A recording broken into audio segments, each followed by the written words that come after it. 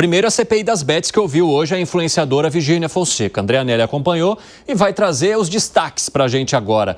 Teve muita repercussão nas redes sociais, Anelli.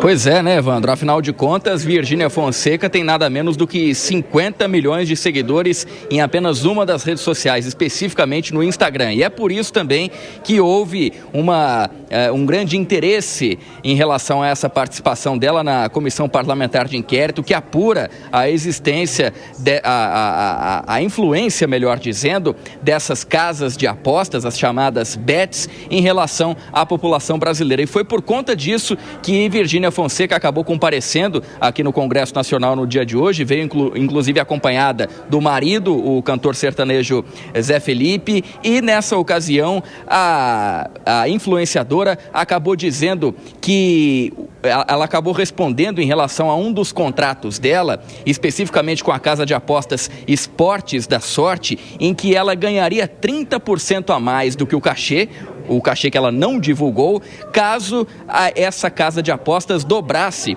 o valor do seu lucro líquido. Só que a influenciadora disse que isso não aconteceu, a casa de apostas, mesmo com ela, então, com Virgínia Fonseca fazendo propaganda, ela não conseguiu dobrar o lucro dessa empresa que a contratou para fazer propaganda e que, por conta disso, ela, então, não recebeu nada além do que aquele cachê que estava combinado, e afirmou também que esse tipo de contrato já era previsto com outras empresas para as quais ela faz propaganda. Outras empresas, então, acabam tendo que pagar a ela caso a propaganda se reverta em aumento de lucro. E aí Virgínia Fonseca afirmou que esse contrato não se diferenciava em nada em relação aos outros para os quais ela foi, então, acionada para fazer propaganda.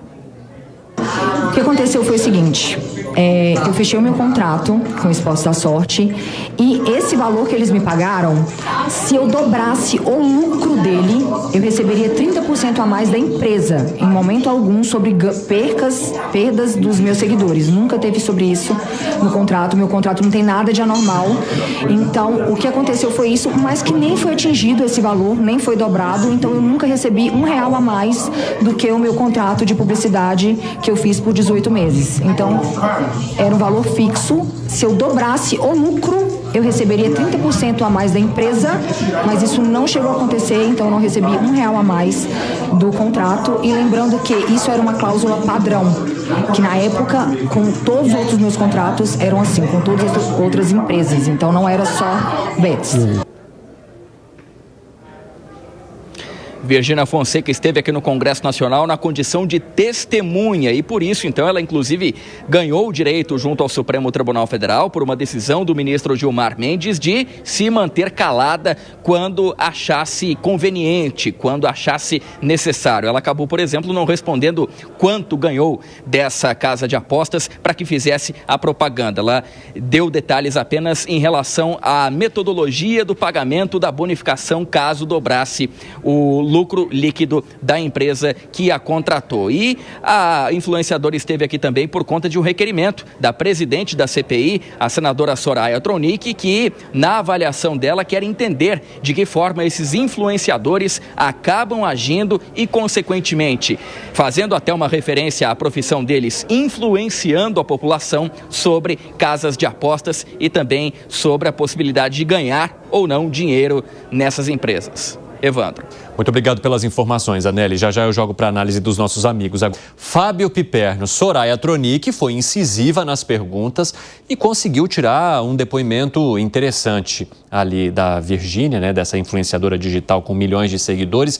Como é que você avalia o buraco onde o Senado está tentando entrar, escarafunchar, para descobrir o que está havendo? A senadora Tronic cumpriu a obrigação dela, está lá para isso, perguntou, foi firme, é assim que tem que ser. Mas me parece que tem muita gente no Senado querendo jogar para a torcida. Por quê? Porque eu prefiro que a polícia dê conta disso. Tem muita gente para investigar